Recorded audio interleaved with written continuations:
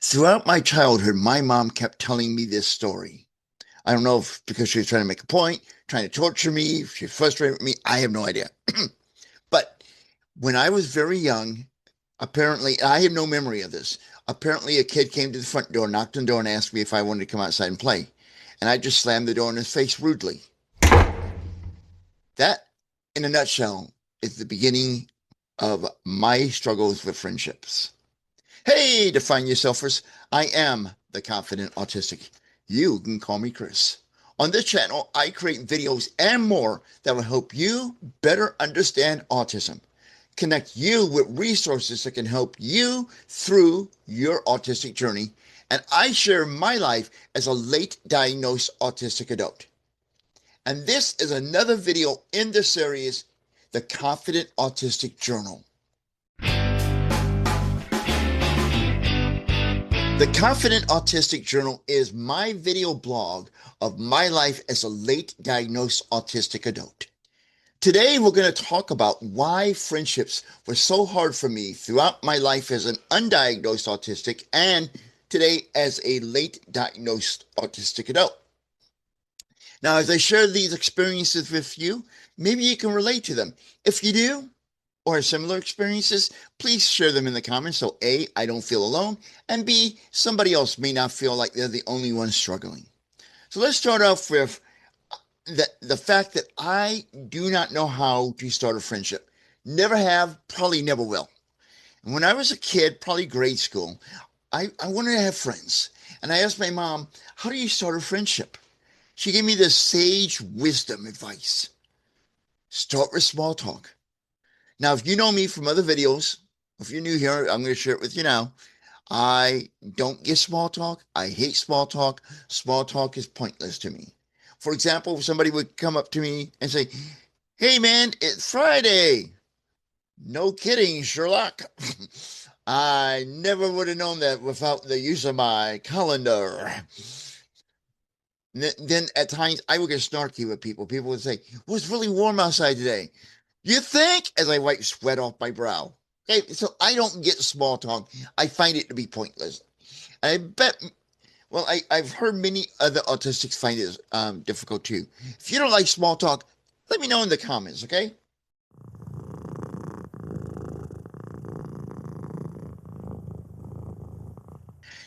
Now, when I did have friendships, they usually did not last long because I destroyed many of my friendships throughout my life. Now, my overall behavior in school and in the neighborhood was a contributing factor. Now, in school, it took me a while to figure this out. In school, I would act out a lot. And I noticed a pattern when I look back at my life. And I acted out a lot and misbehaved and was belligerent and all this other stuff because of what I would call sensory overload. When I was in classrooms with 25, 30 kids, I would have more behavior issues because that was too much input, too much sensory around me. But when I was in smaller classrooms, which I wound up in because I was placed in special education because of my behavior, smaller classrooms with less than 10 people in it, I generally behaved myself and I was not anxious by all the people around me. So that's one way I've learned I don't care for crowds. Okay.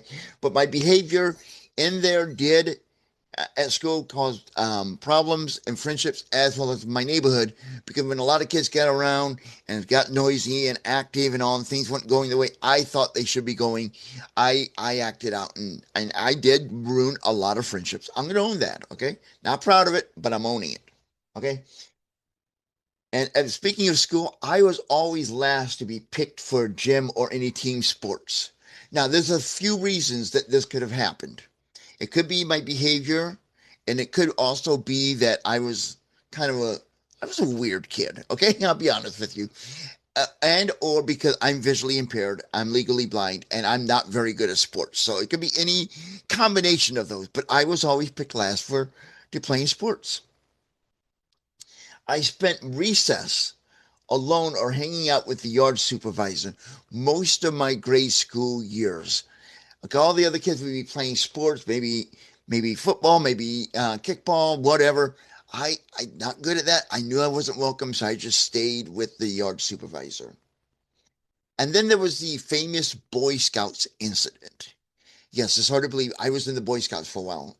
And that was difficult for me because so many people around me, and you're starting to enter teenage years and the pressure of that. And there was a baseball game. I'm sorry, it was a kick. I think it was a kickball game. Anyway, kickball, maybe softball. I don't know. Anyway, the the game was going on. I was getting bored because I wasn't playing in the game, or too much sensory input, or restless, or whatever. I don't know. But I rode my bike there that night because it was in the summer. So I started riding my bike around the baseball diamond while they were playing the game, which got me invited to resign from scouting, to be honest. And when I did have some of these behavior issues, which I really believed had to do with sensory overload or some other related issue to autism, like my routine being upset or unpredictability, whatever it was, I always asked myself, what is wrong with me? Now, this is before I knew I had autism. I would always ask myself, what is wrong with me? And to make me feel better, I would reconcile my behavior where it wasn't my fault, and I would justify it to myself, like the Boy Scout incident. I might have reconciled it by saying, "Well, they weren't letting me play in the game. I wasn't playing a game. I was bored. It was okay because I was bored. I had to do something, right?" And that reconciling was not right, but that's how I dealt with it to kind of keep my self-esteem as healthy as I could at that time. Now, in high school, I kept to myself primarily in high school. There was only maybe 4 or 5 kids I hung out with 1 hour a day, and that was during study hall. Um, but otherwise, I kept primarily to myself, and I spent most of my high school years, my junior and senior year, in the resource room where I was one on one with a resource room teacher, which I did really well in those years. I did great. And some of my best time in school was when I was on one. I don't know, maybe it was me, less sensory input, but that's me. Now, when I transitioned into being a young adult, graduated from high school, started college, I did make some friends. I I was part of disability services because of my visual disability, so I hung out with a lot of other students who had disability challenges in life, and we made friends. And I made friends with other people too, even at the radio stations I worked at in college. But these friendships did not last all that long because I had a tendency of smothering friendships because I was insecure about the friendships. Because all through my life, friendships have not been that easy for me, did not last. So I was very insecure in many of my friendships. Okay. I still am a little bit today, if I was to be completely honest with you. I don't know about you. If you've had that experience smothering friendships as a person with autism, feel free to put that in the comments. Now, the friendships that seemed to last the longest were with kids or people that were a few years younger than myself. Now, when I say with kids, I mean when I was a kid. I might be 12. I was hanging out with the 9 and 10-year-olds. Okay. I don't think I hang out with kids today. Okay. But people who are younger than me, that's always seemed to be my better demographic. Surprisingly, my wife hated it when I shared this with people, but my wife was actually 14 months older than me, almost 14 months older than me. And that was an exception in my life. But generally speaking, I do better with people who are a little bit younger than me. And I think that's because, and I think this may be common in autism, I have some maturity issues, and I think I just connect better with people who are younger. I don't know. What about you? Share your thoughts in the comments. Now, in my life, to be honest with you, I've had 3 friendships that lasted longer than all the others combined. Okay. I've had a friend I've known, and he was on he called in and participated in the celebration of life for my wife that we did here on my YouTube channel in December of 2025. And we've been friends for over 50 years. And I know I alluded in that video that there was a very interesting story of how we met the first time we met. My first memory of us meeting, and I've not shared that yet, and I'm not going to share it with anyone until I share it with him and get it cleared that we can share it here. Okay, so then there was another friend of mine who I met in high school. We were friends for 32 and a half years, and that friendship ended over.